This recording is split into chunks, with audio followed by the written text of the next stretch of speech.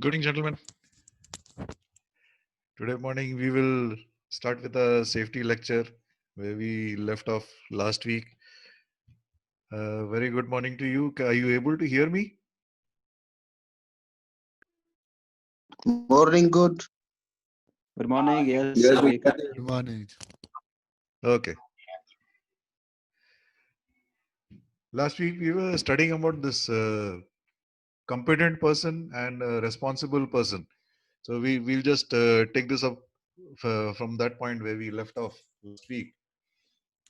And the competent person, he's the person who will assess what is the likelihood of dangers in an atmosphere where people are supposed to enter, enclosed space or any other space where people are supposed to enter. So he has to ability to take an informed assessment, and to take an informed assessment, he has to have sufficient theoretical knowledge and experience of what can happen. I mean, not only as per the situation, what is there now, but what the situation can become at a later point. The people could be entering the enclosed space to do some maintenance work. And in the course of the maintenance work, they may have to open some pipelines, they may have to open some equipment. And from that equipment, some liquids may come out which may be explosive or they may be toxic.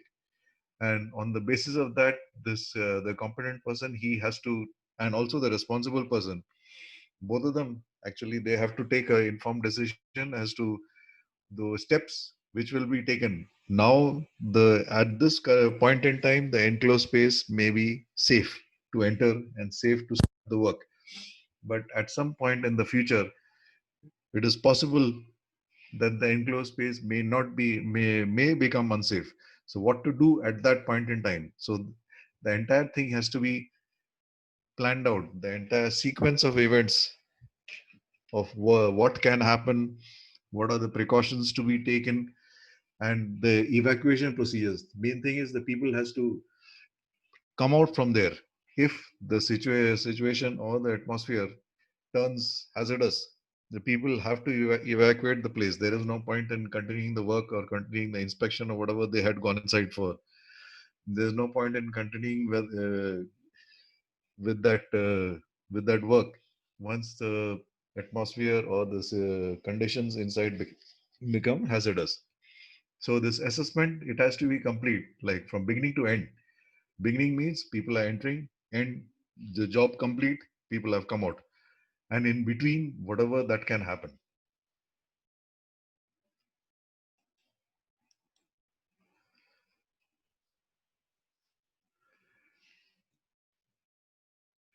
And this assessment, it also has to take into consideration dangers from neighboring and connecting spaces, as well as the work to be done within the space. A very good example here would be the inspection of a cofferdam, or we have gone inside the cofferdam to do some work. The neighboring or the connected spaces, the neighboring tanks inside the engine room cofferdam, they may contain certain liquids which are hazardous or which are explosive or which are toxic, etc. Whatever the case may be. So we have to take into consideration that this, if there are any manhole doors for the neighboring tanks, neighboring DB tanks, we are talking about the example of the cofferdam. If the neighboring, the jointing of the neighboring, jointing of the manhole covers of the neighboring tanks, they could be leaking, and the liquid could, whatever liquid they have inside that tank, that liquid could be dripping into the cofferdam. So, and what will be the effect of that liquid dripping into the cofferdam? Is it a completely inert liquid? Is it just plain clean water, or is it some, say, let's say, for example, say, heavy fuel oil sludge, sludge from the heavy fuel oil purifier? Sludge from the heavy fuel oil purifier would be giving off a lot of fumes, and the obviously those fumes, not only would they be explosive, they could also be toxic for the person who's entering the space. So all these things, they would have to be taken into consideration, and only then an informed decision has to be taken whether the person is whether the space is safe to enter for that person or not. and that again forms part of the assessment. And then we have the responsible person. Now we should remember that depending on the what do you say, the magnitude of the job, if it's a routine job which is being done every day, the competent person and the responsible person could be the same. Or let's say in the case of very small vessels or coastal vessels, etc., etc. We will come to that later, but I'm just making a point here. The responsible person, it is the and the competent person, they need not be on board also. They could be ashore, because the people on board may not be in such kind of vessels. The people on board may not be qualified enough to take an informed decision and to make to do a proper assessment. So here we are talking about responsible officer. The responsible officer is a person appointed to take charge of every operation where entry into a potentially dangerous space is necessary. So the responsible officer, he is the person on the spot. In this case, he, in the case of a, let's say, a coastal vessel where the person is ashore, but he is in direct contact with the person, with the people on board. It may be the captain of the barge, or whatever ranks they have on a barge.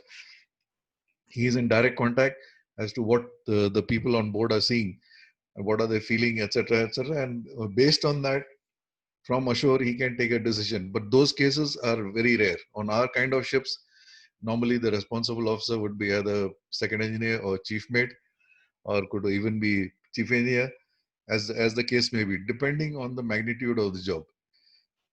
So the responsible officer is appointed to take charge of every operation where entry into a potentially dangerous space is necessary. Even for a space like for example, your scavenge manifold or exhaust manifold, there also the second engineer, he will take charge. He will assess the situation before before entry. Those are kind of routine jobs. For example, on a product carrier, the cargo tank cleaning, that is a pretty routine job. After every discharge port, cargo tank cleaning is carried out. So there, the responsible officer being the chief mate, and maybe he is also the competent person. He does not need to fill up a let's say fill up a whole checklist and send it to office and etc., etc. All that thing need not be done, depending of course on the company's SMS procedures. For routine jobs, the responsible officer, he takes charge of the operation where potentially dangerous space is there. And this person also may be the same as a competent officer. For example,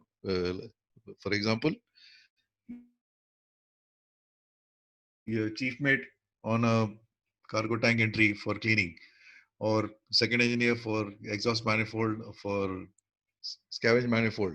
The competent person and the responsible person would be the same. The chief engineer will not likely get involved in very routine jobs like scavenge manifold and exhaust manifold or exhaust boiler cleaning. If the person is entering the exhaust boiler and cleaning it from inside, the chief engineer may not get involved. So in that case, the responsible officer and the competent officer are the same. And then what we are just talking about, both the competent person and the responsible officer may be short sight person. That is, of course, in case the people on board are comparatively untrained, comparatively inexperienced, and then the person ashore, he has to take charge from ashore.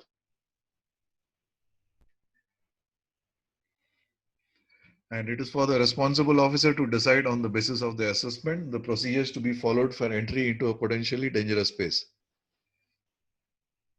The competent person may have done all his assessment, etc., but the person who's there on the spot before the job is going to start, he has to, at that point in time, what is the situation? He has to assess, and he, based on his assessment, he will decide on what procedure will be followed. And this will obviously, these will depend on certain factors being, there is no conceivable risk to life or health of a person entering the space then or at any future time. It is not necessary that if the enclosed enclosed space is safe now, it will continue to be safe at any future time. So he has to take care of both the situations. It is safe now, but may not be safe in the future. So if may not be safe in the future, then he has to instruct the people who are entering. He has to instruct them accordingly that if in future you people are opening something and then we suddenly find gas and I call you out, you should be able to drop everything at that point in time, whatever you're doing, and evacuate the space immediately. There's no immediate risk to health and life, but a risk could arise during the course of the work in the space. Again, immediate risk may not be there, but due to the kind of work which the people who are entering, which they will maybe opening a pipeline, maybe opening equipment, etc. That risk could arise at that time because some liquids could leak out, and then the responsible officer has to instruct them accordingly as to the evacuation procedure. Evacuation should be immediate. They should they should not say there should be no hesitation, so to speak. Now we are doing this work. We'll complete this work and then we'll come out. Nothing of that sort. If the risk arises, they have to come out immediately, and the responsible officer should be in a position to tell them based on his assessment that okay, now the things are getting risky, evacuate the space. And risk to life or health is immediate. Risk to life or health could be due to toxicity, could be also due to explosiveness. Suddenly the atmosphere has become very explosive, and as a result of that, the space is not safe to work in anymore. And also where the assessment shows that there's no conceivable risk to health or life, and the conditions in the space will not change. Entry may be made without restriction. For example, we are entering let's say Meridian scavenge manifold. Your situation is not likely to change. We have put blowers, we have ventilated the space properly, we have engaged the turning gear, etc. So even when they are cleaning the under piston space, there's no likelihood of the main engine suddenly starting to move on its own. We have engaged the turning gear, removed the fuse of the turning gear. All those steps have been taken, and only then these people they have gone inside the scavenge manifold. And then we do not, under normal circumstances, we do not expect that the situation will change. So in which case, the assessment for future is not that necessary. But yes, we should always be prepared for that some problem could occur in the future. So under such circumstances, we can make entry into the scavenge manifold without any restrictions. Similarly, an assessment could be made if there is a risk which is then entirely eliminated with no foreseeable chance whatsoever of it occurring. On board our ships, this part may not be very applicable, because at any part of the ship, there is always some risk that can occur. At the moment, things may be very safe, but something could happen and the situation could change very suddenly. So we should always, just because the space or the area where we are going to enter or do the work, just because it is safe now, it's not necessary that it's going to be safe at all times. So that is one assumption that, especially on board ships, we should not make. Entry thereafter could also be made without restriction. So yeah, we make the entry without restriction, but the responsible officer, at the back of his mind, he should, not only the responsible officer, the people who are entering, they should also be instructed by the responsible officer that in case the situation changes, and this is how the situation could change. In case the situation changes, I will signal you and you have to drop everything and come out immediately, or whatever corrective action they need to take. Where assessment shows that there is no immediate risk to health or life, but that a risk could arise during the course of the work in the space, the precautions should be taken as appropriate. We've already talked about this. At this point in time, things could be okay, but things can suddenly take a turn for the worse, which on board ships are kind of enclosed spaces which we have on board ships, or are kind of hazardous areas which we have on board ships. The risk could suddenly arise during the course of the work, during the course of the inspection. So we have to take precautions as appropriate. So that means if we are going in a, let's say, the dB of a tank, and suddenly we find that the situation is due to some gas or etc etc, we do not normally expect the dB of a ballast tank, for example, dB of a ballast tank to be very hazardous. There may be some mud, etc. But during the course of us walking around inside the mud, maybe there's some pocket of toxic gas which is suddenly given out. And then once we find that the health of the people or people are suddenly starting to feel dizzy, then we should not wait. We have to evacuate that space immediately. Initially, we had thought there would be no risk. It is a ballast tank which has been well ventilated, etc. But then this risk suddenly occurred. So like I said, on board our ships, there is no such thing, no such space or no such enclosed space or a hazardous area where we can enter without restriction. What it says in the at the last line of the previous paragraph, entry could also be made without restriction. That is one assumption which I personally feel on board the ships we should not make. Where the risk to life or health is immediate, then additional requirements specified are necessary. If the risk to life or health is immediate, that means the space is still dangerous. Obviously, people will not enter. Then whatever additional requirements are necessary to make the risk go away, to eliminate the risk, all those requirements have to be satisfied before people can take man entry. And for inland water vessels such as hovercraft, etc., where both the competent person and the responsible person may only be available from a shore-based personnel, no entry into potentially dangerous space should be made in those circumstances until such suitably qualified persons are available. For example, let's say for inland water vessels, hovercraft, for example, tugs, your hover tugs, or your pilot boats. Pilot boats, they only have one driver and one mechanic who's looking after things in the engine room. So both these people would not be under normal circumstances. They would not be considered to be, let's say, very very qualified or competent to make an assessment of whether any space where they need to enter is dangerous or not.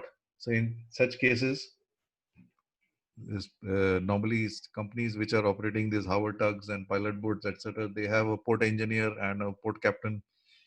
So either the port engineer or the port captain, he has to be in attendance. He has to assess the situation, and only then these people they can make entry into the hazardous whatever they were planning to do. Till such time, the work cannot start. And this is just an example of a permit to work. Different companies they would have different kind of checklists. This is one checklist, just a sample copy. And the period of the validity of this permit, in some cases, just like the gas-free certificate, in some cases it will be 12 hours, and here it says it should not exceed 24 hours. But it is entirely on a case by case basis. So here the period of the validity it could well be 6 hours, 12 hours, but under no circumstances can it exceed 24 hours. Normally, most of the companies, they say that the period of validity should not exceed 12 hours. But that again depends on the SMS procedures of various companies. Like I said, this is just a, a sample, a specimen of a permit to work, especially when entering enclosed spaces.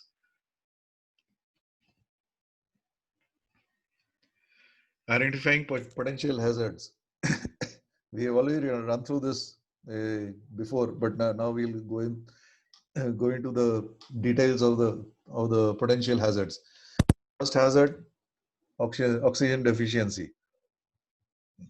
As we have seen, if a ballast tank is kept closed for a long time, especially tanks such as your 4-peak ballast tank, where normally people do not enter for long periods of time, oxygen content could be reduced as the oxygen in the atmosphere has been combining with the steel and producing rust.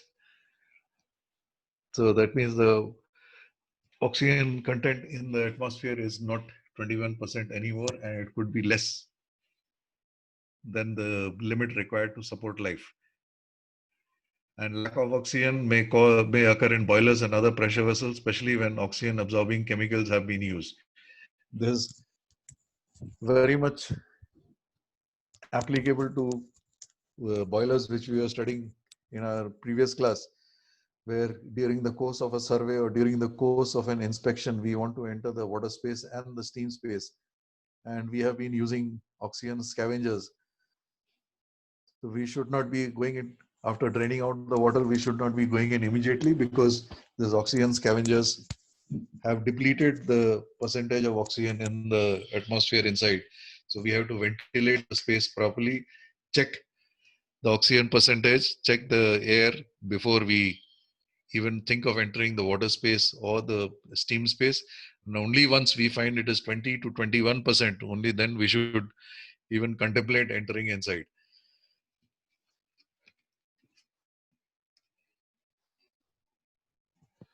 Depletion of oxygen may also occur in cargo spaces when oxygen absorbing chemicals, for example, oil cake and other vegetable or animal bearing products, certain type of wood cargoes, etc., is allowed. So even in your cargo spaces, there could be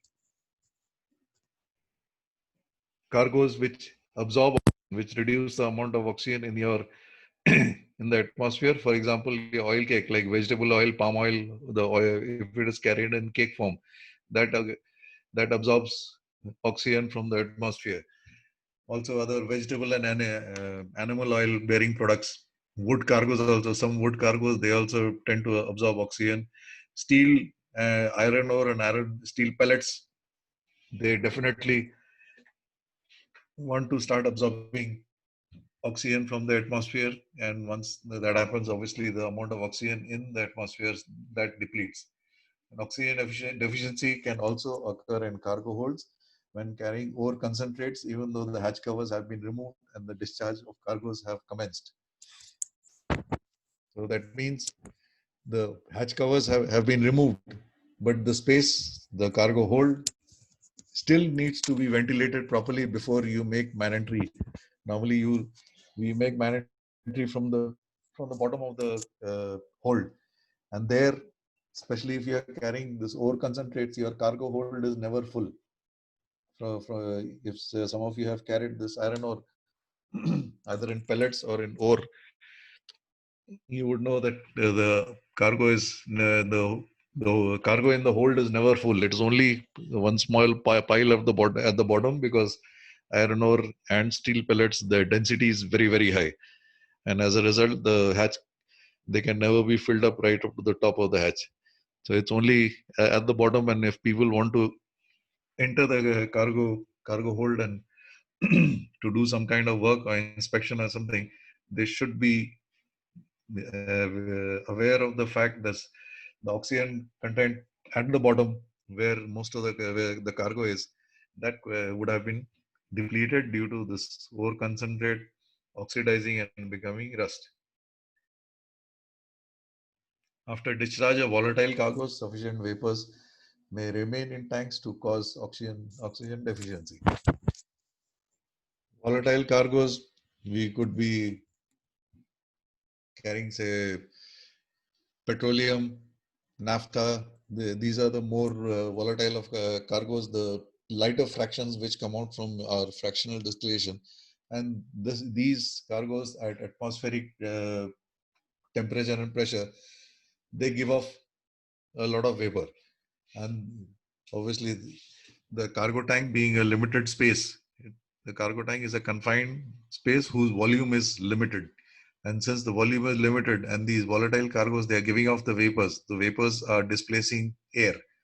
That means they are displacing the oxygen. If they are displacing the oxygen at some point, it will become deficient. In addition to, of course, the cargo tank being, because of these vapors, the cargo tank being, they are having an explosive atmosphere. Hydrogen may also occur in cathodically protected cargo tank used for ballast.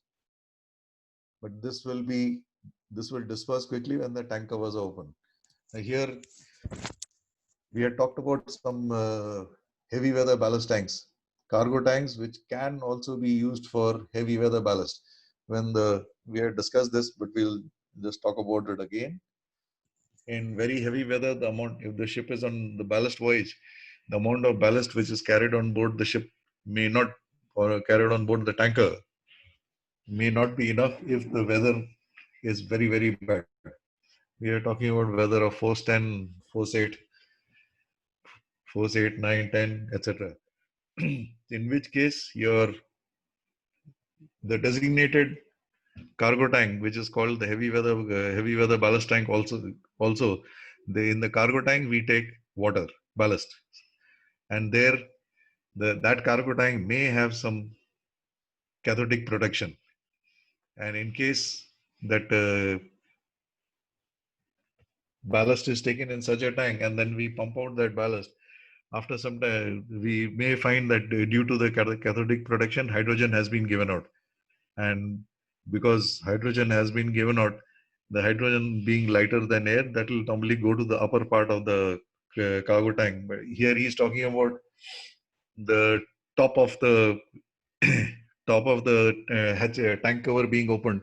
But normally the tank cover is a very limited area. It's just about enough for one person to enter. So opening the tank cover may not be enough to disperse this hydrogen quickly. We may, or rather we would have to carry out a proper gas freeing of the tank before it can be considered safe for people to enter and do any work with, etc.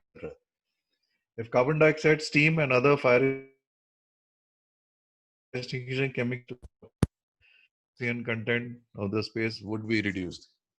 Quite true. If we are carrying out total flooding in the engine room using carbon dioxide, or for example, let's say in your main engine under piston space to prevent a scavenge fire, a lot of engines they are fitted with the steam fire extinguishing system. So if you have used that when there was somebody's mic has come on.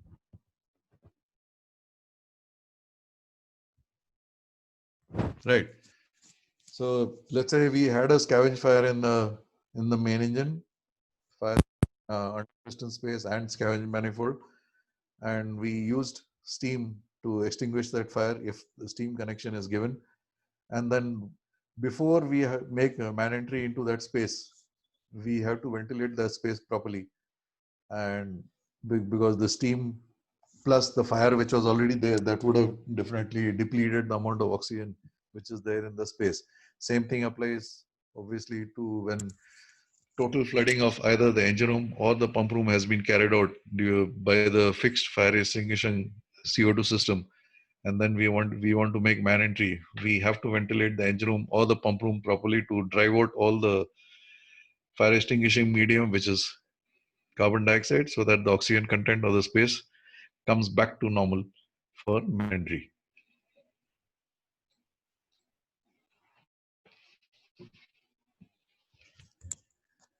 The use of inert gas in cargo tanks of tankers and gas carriers or in the interbarrier spaces of gas carriers results in only minimal amounts of oxygen being present.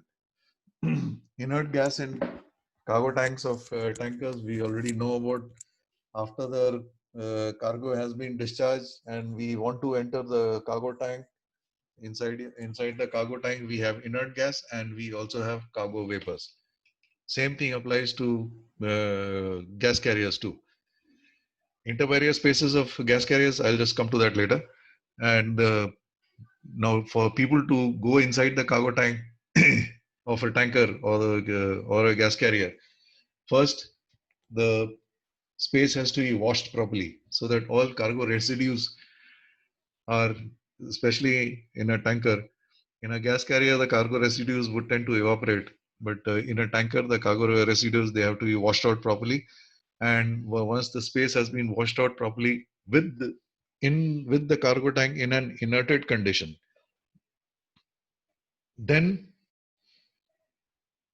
the space has to be gas freed. That means we start putting in fresh air, either through the IG blowers or through gas freeing blowers.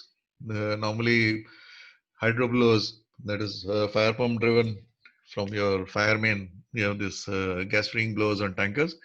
With that, you start gas freeing the cargo tank and then keep measuring the oxygen content and explosive with the explosive meter. We used to keep checking the gas content in the cargo tank, and only once everything is come to normal level, only then we allow people to enter. Now, regarding the interbarrier spaces of gas carriers, the cargo tank of a gas carrier, in most cases, almost I would say in maybe in 99% of the cases, especially if the cargo is cryogenic, the cargo is carried at very low temperatures. The cargo tank is not part of the vessel's hull. The cargo tank is inserted into the vessel's hull.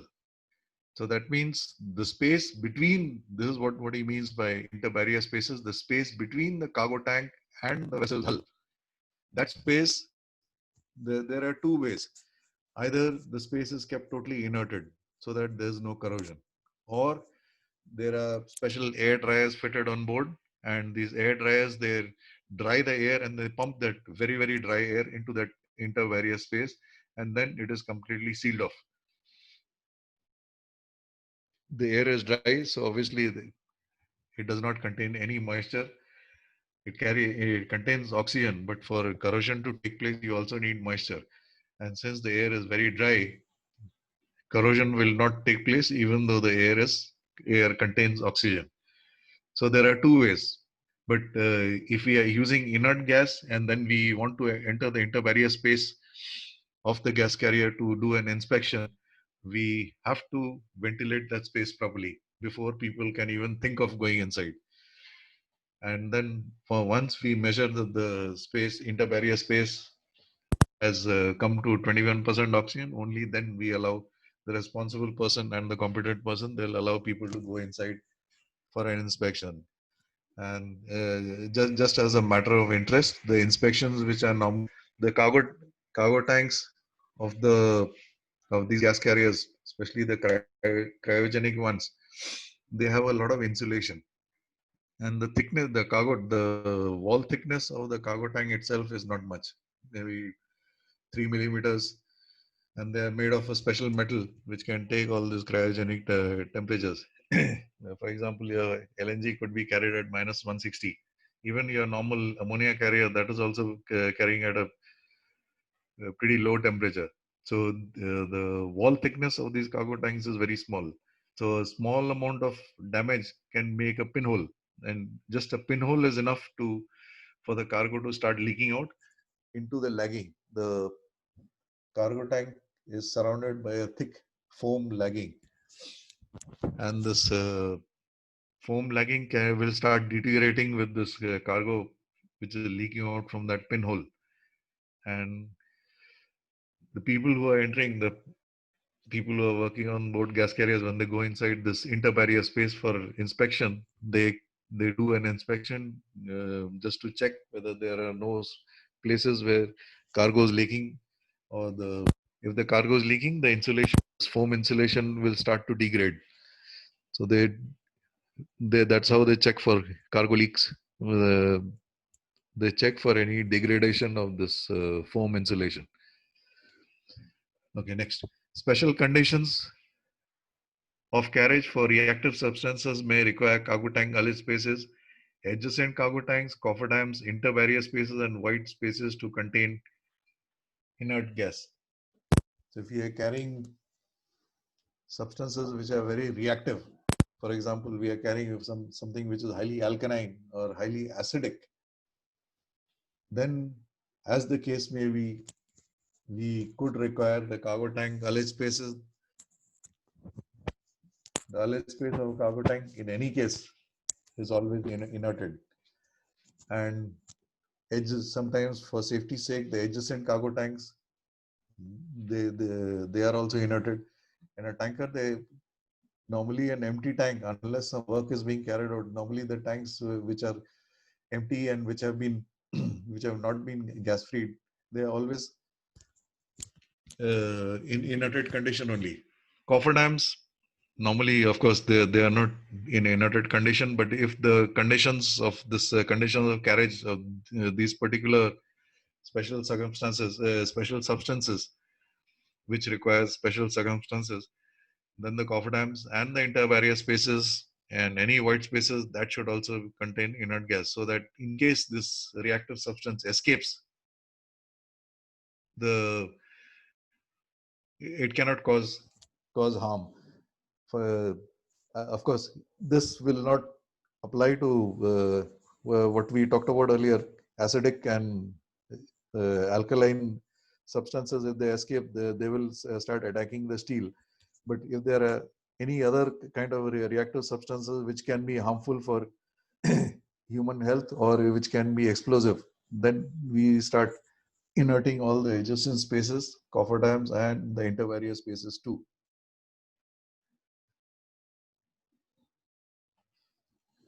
Toxicity of oil cargoes: hydrocarbon gases are flammable as well as toxic and may be present in fuel and cargo tanks which have contained crude oil and its products. That is pretty much self-explanatory.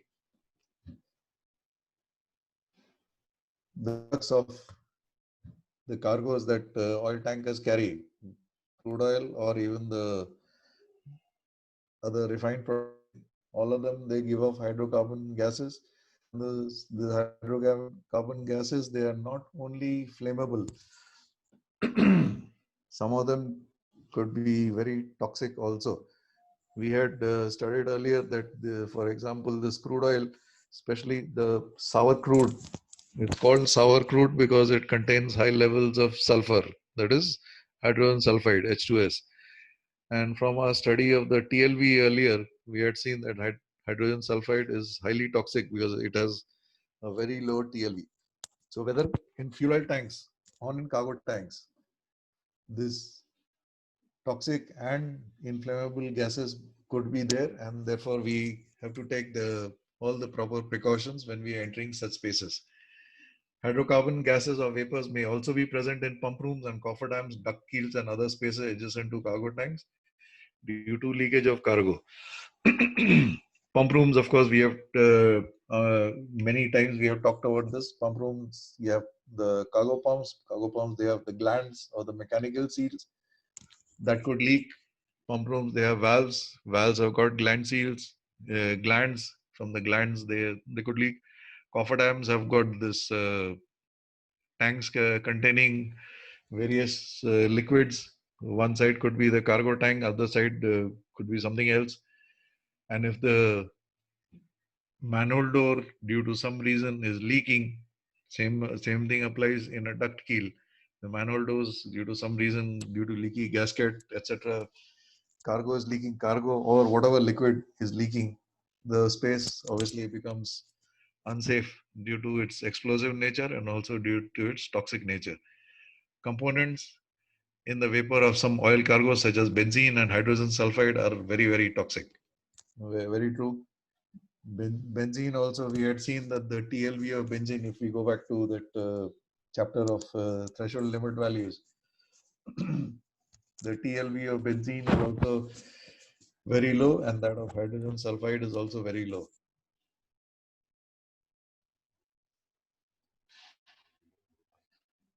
Toxicity of other substances meaning other than oil cargoes. Cargoes carried in chemical tankers or gas carriers may be toxic. Now, the cargoes carried in chemical carriers need not be uh, uh, need not be a derivative or a product of crude oil. They could be man-made chemicals also. And most of the time, this gas carriers, of course, if you are carrying LNG, they are products of your crude oil. But the gas carriers could also be carrying other gases. For example, say let's say ammonia. Now, ammonia, that again is a man-made substance. It does not exist normally. Or there could be other gases which are being carried on board a gas carrier, which can be man-made. And if there is a possibility of risk of leakage from drums of chemicals and other packaged goods, this can also produce a dangerous situation. if we are carrying some chemicals, etc., as cargo or otherwise in drums. If let's say, for example, some cleaning chemicals are kept in drums in our steering flat, just to give a very basic example, and then those uh, those chemicals leak, then the atmosphere in the steering flat does become slightly risky to enter, and definitely we cannot be carrying out any hot work in the steering flat under such circumstances. Normally, the steering flat is not considered to be part of the machinery space. The steering flat is considered to be separate. That's why you have a watertight door in between your steering flat and your watertight, and a fire door in between your steering flat and your it may not be a watertight, but definitely there's a fire door in between your steering flat and your machinery space. So all these chemicals, etc., they can be carried out, can be stored in your steering flat, and if in case there's a risk of leakage, then the atmosphere definitely becomes unsafe. Trace components in inert gas such as carbon monoxide, sulfur dioxide, nitric oxide, basically all the NOxes, they are very, very toxic.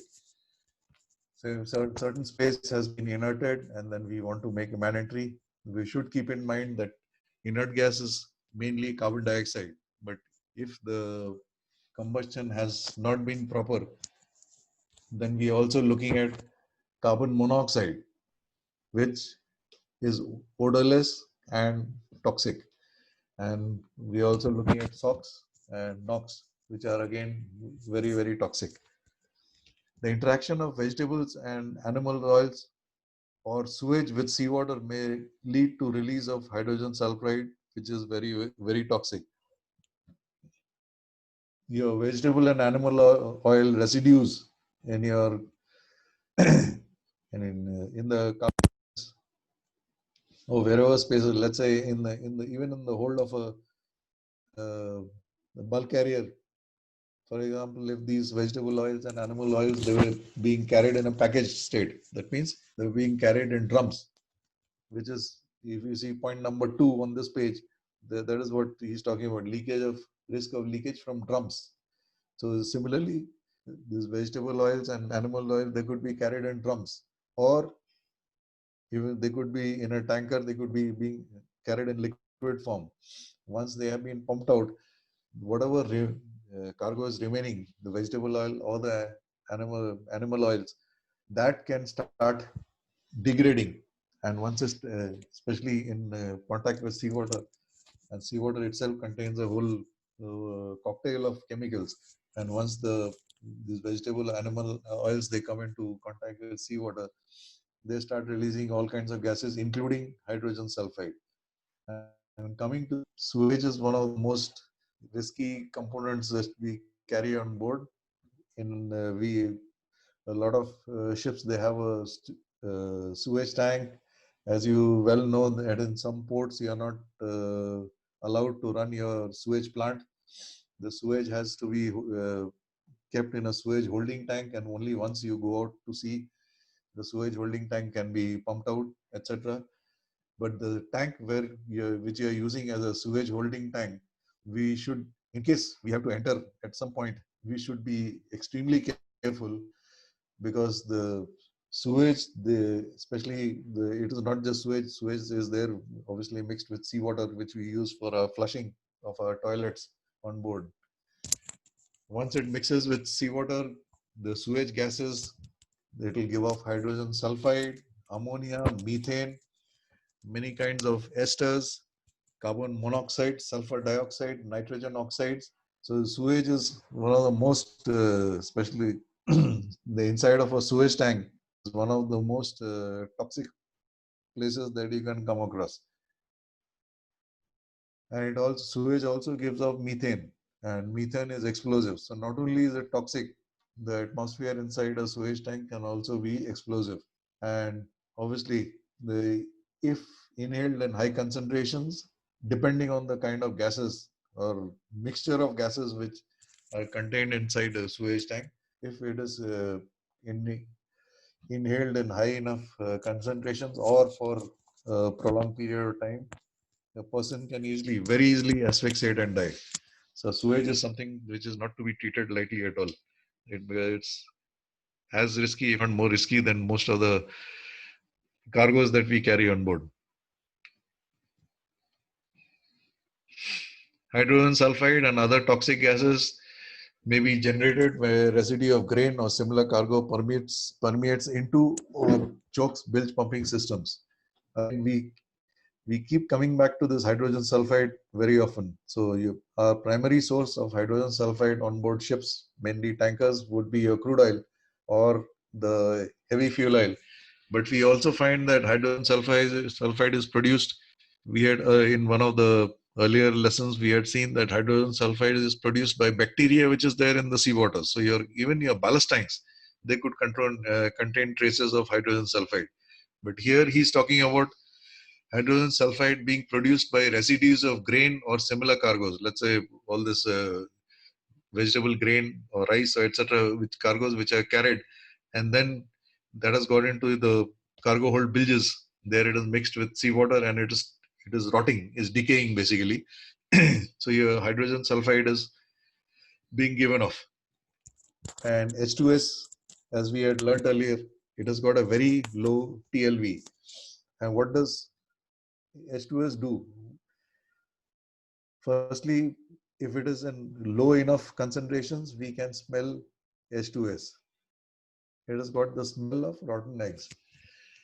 But if the concentration of the H2S in the atmosphere increases, then one of the first things that the person who's there that we lose is our sense of smell. That means we are unable to smell that smell of rotten eggs anymore, and we tend to think that the space is safe because the smell is gone. But it is exactly the opposite. That means the concentration of hydrogen sulfide has increased to such a level that the first sense which goes, the sense of smell, the sense of smell has gone. So we could make a very serious error by thinking that the space has become safe now because the smell has gone. But the situation is exactly the opposite. That means the concentration of the hydrogen sulfide in the space, either the concentration has increased, or we have been there inside the space longer than necessary, longer than it is safe. So under such circumstances, especially with gases like hydrogen sulfide, we have to take it very seriously because obviously it is fatal. Chemical cleaning, painting, and the repair of tank coatings may involve the release of solvent vapors. We all know this, that paint contains solids which are in solution with the solvent, like what we add to paint, the paint thinners. So this paint thinners or the solvent that will evaporate, and once it evaporates, obviously that is a pretty volatile substance, and so the space not only becomes explosive in nature, it is also toxic if inhaled in enough quantities. So such is where we have done any painting or we have done any chemical cleaning. The chemicals which we use for cleaning, they also give off vapors, which could be explosive and toxic as well. So we have to ventilate those spaces properly before we make any entry. Flammable vapors may be present in cargo and other tanks which contain oil products and chemical or gas cargoes. This is pretty obvious. Any cargo tanks, etc., which have contained oil products or chemicals or gas cargoes, they would contain. It is not the question of they may still be present; they will be present, unless we have tank clean that space, tank clean that cargo tank, and gas feed the cargo tank. Under normal circumstances, the cargo vapors would be there along with the inert gas. Cofferdams and other spaces which are adjacent to the cargo and other tanks may contain flammable vapors should there have been a leakage in the space. We have already discussed this in the I think, previous chapter. Here, any spaces which are next to cargo tanks or other tanks, due to leakages, that could contain either flammable substances. Here we are talking about flammability, so okay, flammable, but also toxic substances. So obviously, if they contain flammable vapors, we cannot be carrying out any kind of hot work or any kind of entry with non-intrinsically safe equipment. That means even if we are going there to carry out some maintenance work, the normal engine room spanners, etc., which we carry, we cannot carry this over there. We have to carry the special non-spark tools, spanners, etc., which we use on the deck of a tanker. And then we come to other hazards. Although the inhalation of contaminated air is the most likely route through which harmful substances enter the body, some chemicals can also be absorbed through the skin. Inhaling contaminated air is one thing, but there are a lot of chemicals, especially the more exotic and the more poisonous or toxic chemicals. A lot of them can be absorbed through the skin. In fact, all the chemicals which they use for warfare, etc., all the nerve gas, etc., a lot of these chemicals which are used for warfare that can be absorbed through the skin, and then obviously very harmful for the person through whose skin it has been absorbed.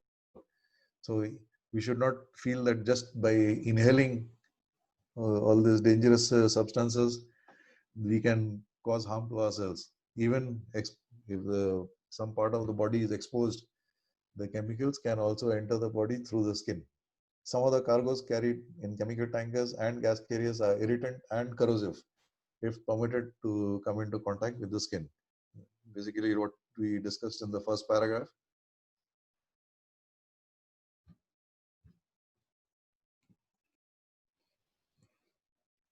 Disturbance of rust, scale, and other sludge residues of cargoes of animal, vegetable, and mineral oil origin or of water that could be covering such substances may lead to release of toxic and flammable gases. In case of tankers, we have already spoken about this many times. If you have these scales of rust, behind that we could have cargo residues from your previous cargo. And if you're on a bulk carrier and you're carrying some animal or vegetable cargoes which are of animal and vegetable origin, and in the bilges, for example, your cargo is there in the bilges, but it is covered with, say, bilge water, some seawater, etc. We should bear in mind that once that water is removed, these cargoes will start decomposing. Whatever these residues are there, sludge residues of animal, vegetable, or mineral oil cargoes, they'll start decomposing, and once they start decomposing, they, as per the nature of the residue, they'll start giving off either toxic or flammable gases or both. So that is something to keep in mind. Basically, whenever we are doing any such thing, ventilation is most important. Preparing and securing the space for entry. When opening the space, when opening the entrance to a dangerous space, care should be taken to avoid the effects of a possible release of vapor and pressure from the space. And the space should be isolated and secured against ingress of dangerous substances by blanking of pipelines and other openings or by closing valves.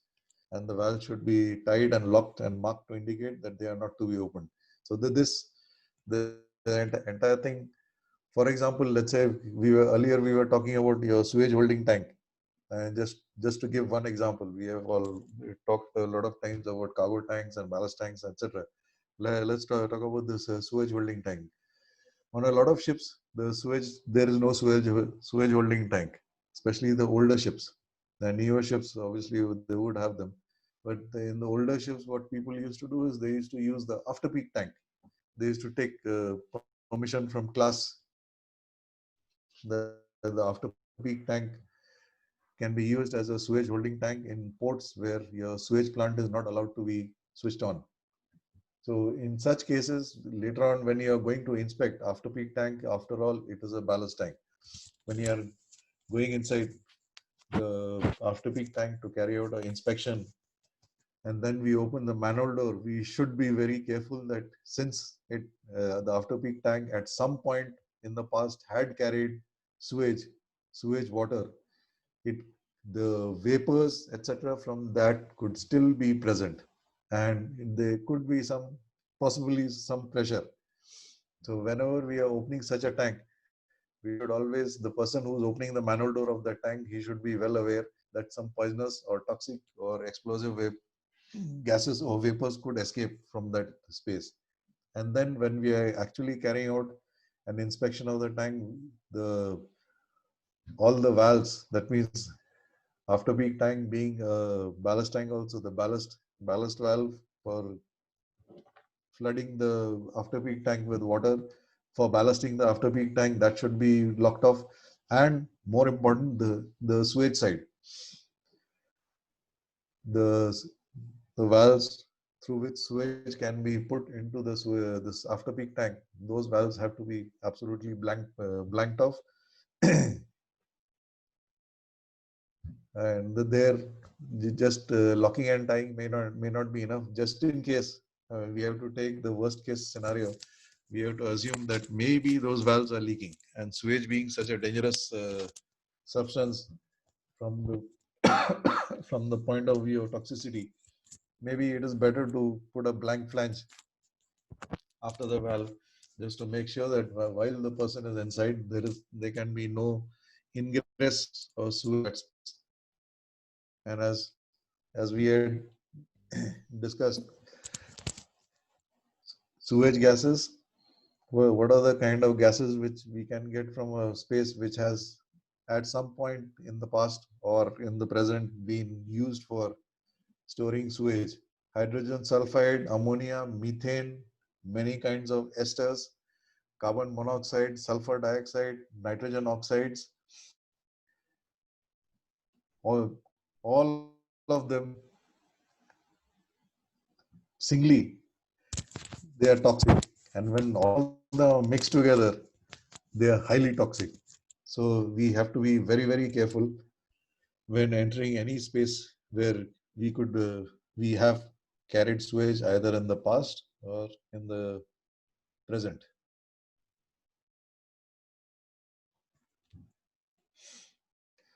If necessary, the space should be cleaned and washed out to remove as far as practicable any sludge and other deposits liable to give off dangerous fumes. Special precautions as per chapter 17.7 may be necessary in such work for any reason in confined and enclosed spaces. Has contained some dangerous substances in the past, or even the space which has been closed for a long time, especially if it has carried dangerous substances, it should be washed out to remove as far as practicable any remains of whatever dangerous circumstances or doubtful circumstances that space has carried. We were just talking about your sewage space. And then once it is washed out and all the previous residues or deposits are removed, those residues or deposits which are liable to give off dangerous fumes, dangerous as far as explosiveness is concerned and also as far as toxicity is concerned. And then we have to gas free the space before we even think of entering the space, or before we even think of carrying out any work in such a space. The space should be thoroughly ventilated by either natural or mechanical means. Normally, we would always choose mechanical means to ensure that all the harmful gases are removed and no pockets of oxygen deficient atmosphere remain. Just because we have ventilated the space properly, we should not assume. Earlier, we were just talking about the construction of the cargo tank of a crude oil carrier. Now, the difference in the cargo tank of a crude oil carrier as opposed to a product tanker, the cargo tank, the inside of the cargo tank is completely flush. Whereas on a crude oil tanker, all the strength members are inside the cargo tank. The deck, the main deck of a crude oil tanker is completely flush. None of the strength members, the transverse stiffeners or the longitudinals, none of them are outside. They are all inside the cargo tank. And since they are inside the cargo tank, when we carry out tank cleaning of a cargo tank, tank cleaning of a cargo tank, by tank cleaning, I mean not the cow, which is done at the end of every cargo discharge. I'm talking about the tank cleaning for man entry and for doing hot work, let's say before the ship is going into a dry dock. There, because of the structure of the cargo tank, even if we carry out thorough ventilation, there could be some there could be some pockets, there could be some areas where which are in the so-called shadow sector, and where the air has not been able to reach, or when we were carrying out tank cleaning, the tank cleaning jet that was not able to reach due to all these strength members being inside the cargo tank, and as a result there could be some pockets of sludge which remain. And if pockets of sludge remain, obviously they are giving off some explosive vapors, and since they are giving off explosive vapors, these vapors are obviously they're displacing the air, and since they are displacing the air, that place becomes of oxygen deficient in oxygen. And then when people go in, they may be in other parts of the cargo tank where everything is perfectly okay. They go to this particular area and suddenly you find the person is starting to feel sick. So that means that area of the cargo tank has yet to be thoroughly ventilated. So the people should be evacuated from that area immediately, and then we should undertake to find the source of the harmful gas, and why, again, why is that area oxygen deficient, and we should rectify that immediately before any person is allowed to go to that area again. And compressed oxygen should not be used to ventilate any space. That is quite logical. Well, for ventilation, basically what we need is low pressure and high volume, not high pressure and low volume like using compressed oxygen or let's say your deck air to ventilate any space. And especially more so compressed oxygen, if we are using pure oxygen, we can, and if there is the slightest amount of spark, we can cause an explosion. So under no circumstances should we be using compressed oxygen or even compressed air. What we ideally need is air which is at low pressure but high volume. Only that will be effective in ventilating a confined space or enclosed space properly. But compressed oxygen, absolute no.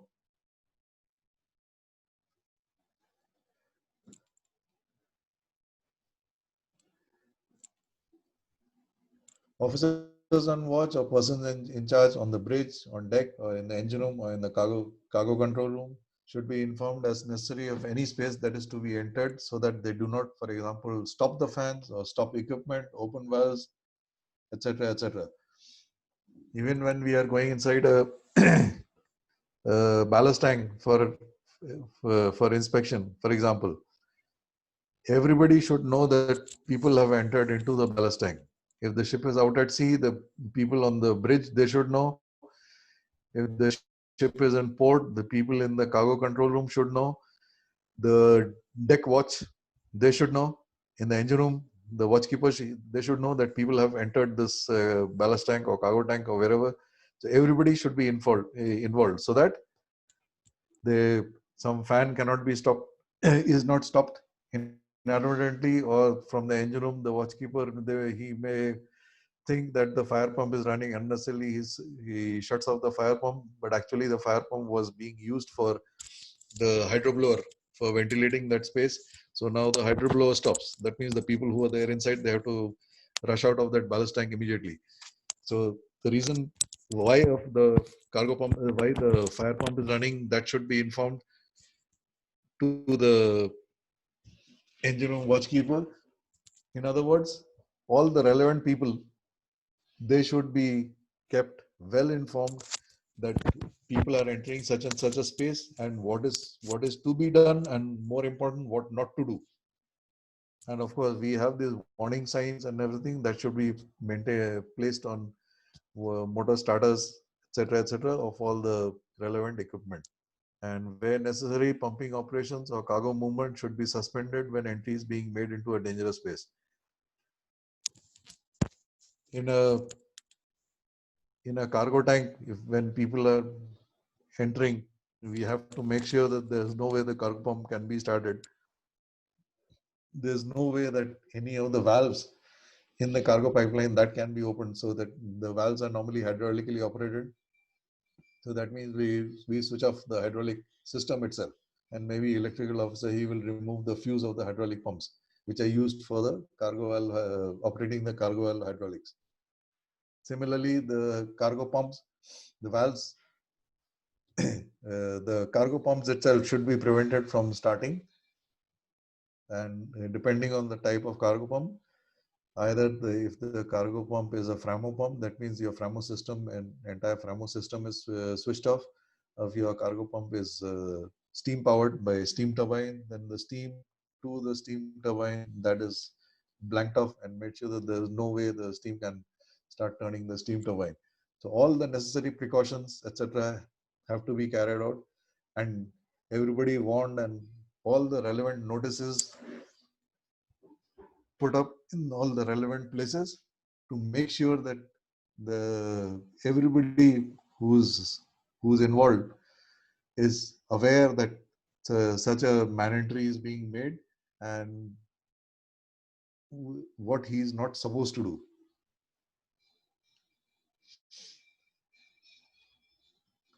Testing atmosphere of space should be carried out only by persons trained in the use of the equipment. Very logical. Entering any enclosed space in the engine room, we would expect that the second engineer, he carries out the testing of the atmosphere of the space, either for explosive or for oxygen level, or both. So the testing of the space has to be carried out by him. Similarly, on deck, the chief mate, he carries out testing of the space, of the atmosphere of the space, of the enclosed area where people are required to enter. And these people, they should be trained to enter, trained to operate this equipment. As you would have seen during inspections on board, let's say US Coast Guard or oil major vetting inspection, or even your right ship, sometimes even port state control, they will ask the junior most person of that department to, say, operate the oxygen analyzer, the portable oxygen analyzer, or the explosimeter, and show him. Actually, everybody should know how to operate this equipment, especially when lives of people are involved. The atmosphere of that enclosed space should only be tested by somebody responsible, and the testing should be carried out before entry, obviously before the person enters, and also at regular intervals thereafter. That means, just because at the time of entry the space was safe to enter, that does not automatically mean that the space will continue to be safe for people inside.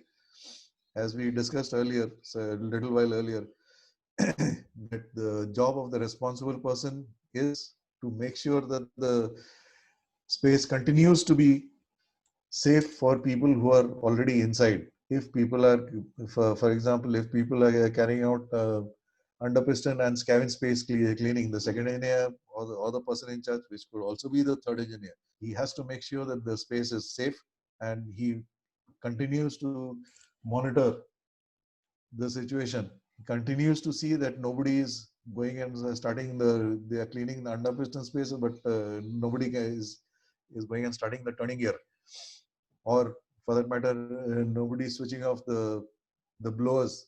In the scavenge manifold on one side, we'll put a blower to ventilate the space. So nobody goes and switches off whether it could be electrically powered blower or a pneumatic blower, maybe. Nobody goes and switches off the power or the air source, compressed air source to the blower.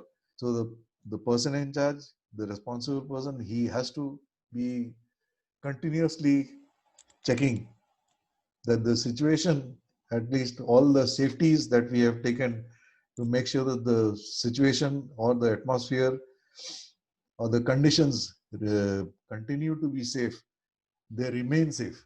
And somebody or somebody's mistake, the situation should not take a turn for the worse. If possible, testing of the atmosphere before entry should be made by remote means, quite true. Where if the atmosphere itself is dangerous for entry, presumed dangerous for entry, we should not be in the atmosphere and checking the atmosphere. If this is not possible, the person selected to enter the space to test the atmosphere should do only in accordance with additional precautions specified in 17.6. That is our breathing air apparatus and escape sets. So sometimes it may not be possible to check the space remotely. So then the responsible person, he has to put on a BA set and then make man entry into the space to check whether the space is okay or not.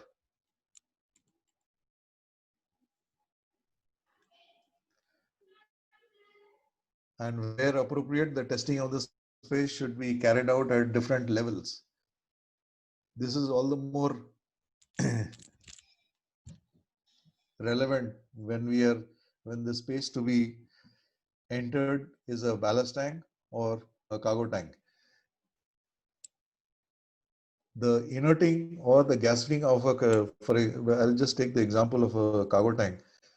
The inerting or gasoline of a cargo tank can be carried out in generally two ways. One way is by dilution, by the dilution method. By dilution method means the air is supplied at a pretty high velocity so that the air, or for example the inert gas, let's say we are gas freeing. So the cargo tank already contains inert gas and cargo vapors, and now we want to gas free. Now the gas freeing of the tank, if we are carrying out by the dilution method, that means we are introducing the air at a pretty high velocity so that this air mixes with the existing atmosphere in the cargo tank. And generally the existing atmosphere in the cargo tank, that is diluted. I mean, it continues to be diluted till of oxygen in that space becomes 21%, and the level of explosive vapors in the cargo tank space goes below LEL. Then the other method is by displacement. One is dilution, the other one is displacement. In a displacement method, what happens, the air is generally sent into the space at a low velocity. So that means the air forms its own layer, and then that layer keeps increasing and it keeps displacing. Hydrocarbon vapors are normally lighter than air. So these hydrocarbon vapors, if air is introduced into the bottom of a cargo tank, it'll settle at the bottom. And then if we continue to pump in air at a low velocity, the level of air, or you could say the sounding of the air in the cargo tank, that keeps increasing. And at the top, you have the inert gas and the cargo vapors that keeps getting pushed out through the PV valve. And there will come a time when the entire tank is full of air only, and all the cargo vapors and the inert gas has been pushed out through the PV valve. So these are the two ways in which uh, we can gas free or inert, as the case may be, cargo tank space. The same thing would apply to a ballast tank, but normally in a ballast tank it is a little more complicated because ballast tanks have got many different levels. You have ballast tank stringers, then you have transverses. So in a ballast tank, such as doing such a let's say displacing the atmosphere with pure air, that becomes a little more complicated because of all the strength members, etc., which are inside the ballast tank. A cargo tank is very easy to understand. Now, if we are doing the testing of the space at different levels, if we are gas freeing the tank using the dilution method, then almost the entire space would have the same concentration of oxygen and the same concentration of cargo vapors and inert gas. But if you are doing it by the displacement method, you will find that at the bottom of the tank with a long pipe, if you're checking the atmosphere at the bottom of the tank, you will find that it is perfectly safe. And then they will, if you keep coming up, say you come up another 5 meters, another 5 meters, another 5 meters, every 5 meters you keep testing, you will find that there will come a time where the atmosphere suddenly changes. Why? Because that is your interbarrier between your the cargo vapors and your inert gas and the air which is settled at the bottom. And above that, the atmosphere is unsafe. So that's why he specifically says that the testing of the space should be carried out at different levels. At different levels, the space will be different. So just because he has tested at the bottom of the cargo tank and found that the bottom of the cargo tank is safe, that does not mean that the entire cargo tank is safe. Under such circumstances, now if we try to imagine, under such circumstances, the chief mate has only tested the bottom half of the cargo tank and he has not tested the top half. Then he declares that the space is fit for man entry. The first person to enter the cargo tank, he is basically going into a completely toxic and explosive atmosphere, because it's only the bottom half of the cargo tank which is safe. The upper half still contains all the cargo vapors and the inert gas. So the person, if he is entering without a BA set, he'll immediately be overcome, and obviously that will lead to a very, very bad situation. So that is why it is very important to test the space at different levels. And personal monitoring equipment designed purely to provide a warning against oxygen deficiency, carbon concentrations, where there is a change in condition, should not be used as a means of determining whether the space is dangerous or not. You get these personal monitoring equipment, mainly on tankers, cargo, or the ballast tank has been declared, has been ventilated thoroughly, and has been declared completely safe for man entry.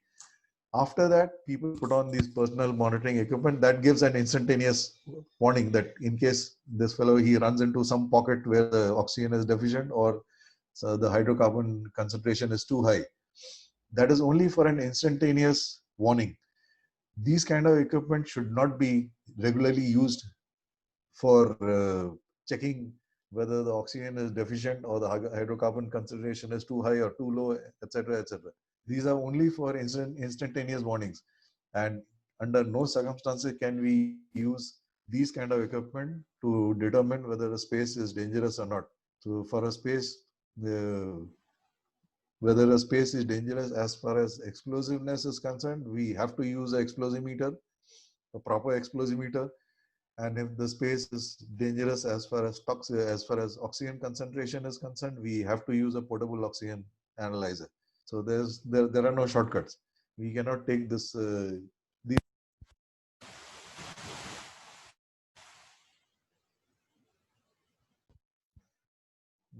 cargo tanks. They are only to give an instantaneous warning that here the oxygen is deficient, so okay, move away. Here the atmosphere contains too much of explosive concentration, move away.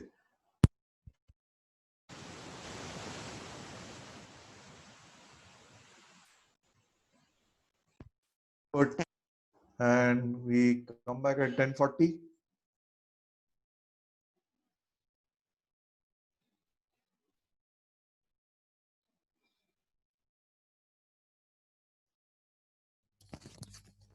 Okay, we come.